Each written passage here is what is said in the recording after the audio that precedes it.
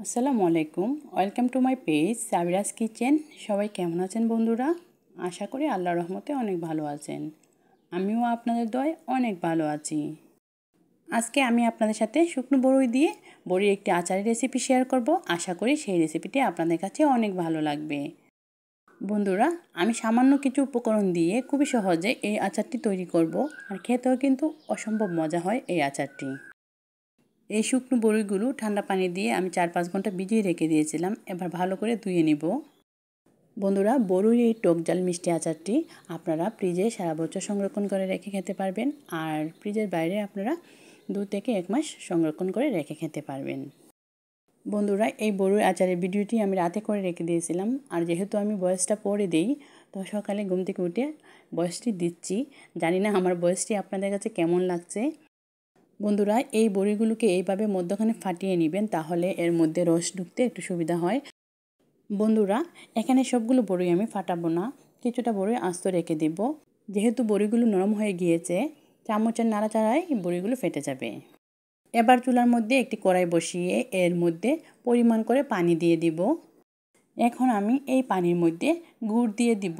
তো এখানে আমি কিছু গুড় বড়ি এর পরিমাণ করে কেটে রেখে দিয়েছিলাম, তো সেগুলো দিয়ে দিলাম। এখন আমি একটি চামচের সাহায্যে সেগুলো একটু নেড়েচেড়ে নিব। তো পানির মধ্যে যখন বলক উঠে আসবে, তখন এর মধ্যে আমি বড়িগুলো দিয়ে দিব। গুড়গুলো ভালো করে গলে গিয়েছে, আর এই পানির মধ্যে বলক চলে এসেছে। তো বলক ওঠা পানির মধ্যে দিয়ে দিব ধুয়ে রাখা বড়িগুলো। সবগুলো বড়ি দিয়ে ভালো করে নেড়েচেড়ে একটি ঢাকনা দিয়ে ঢেকে রেখে দিব 20 মিনিটের মতো। আর মাঝে মধ্যে ঢাকনা উঠিয়ে নেড়েচেড়ে দিব।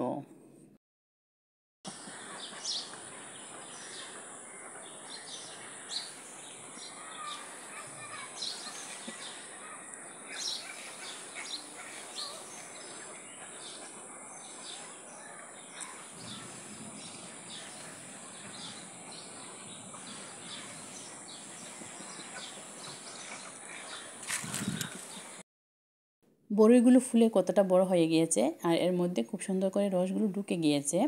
আবারও ঢাকনা দিয়ে ঢেকে কিছুক্ষণ রান্না করব।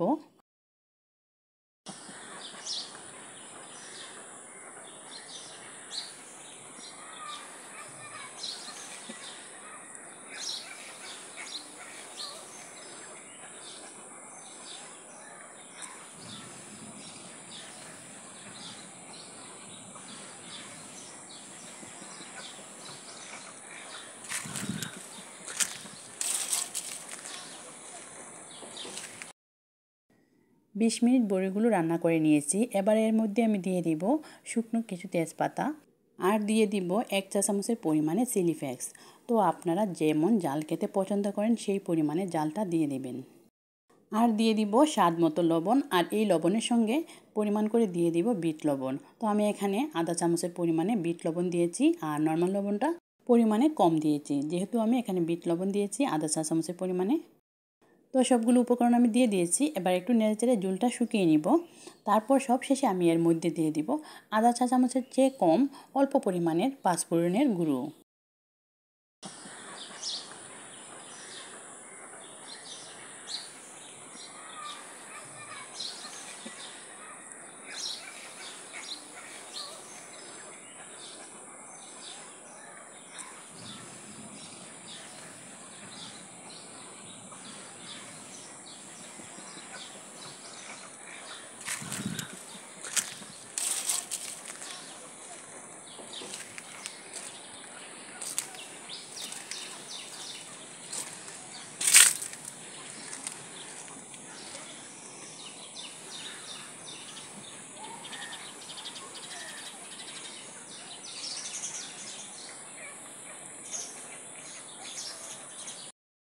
তো বন্ধুরা, খুবই সহজে তৈরি করে নিলাম বড়ির এই টক ঝাল মিষ্টি আচারটি।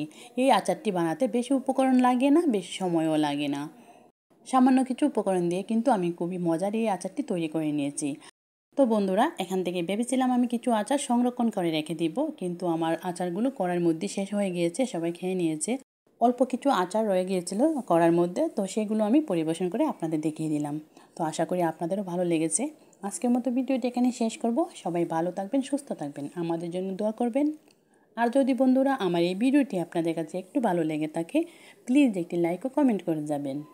বন্ধুরা, ভিডিওটি শেষ করার আগে আপনাদের কাছে আমার ছোট্ট একটা অনুরোধ রইল, যারা এখনও আমার এই চ্যানেলটি সাবস্ক্রাইব করেন নাই, প্লিজ বন্ধুরা আমার এই চ্যানেলটি সাবস্ক্রাইব করে নেবেন আর পাশে থাকা বেল আইকনটি বাজিয়ে দিবেন। আসসালামু আলাইকুম।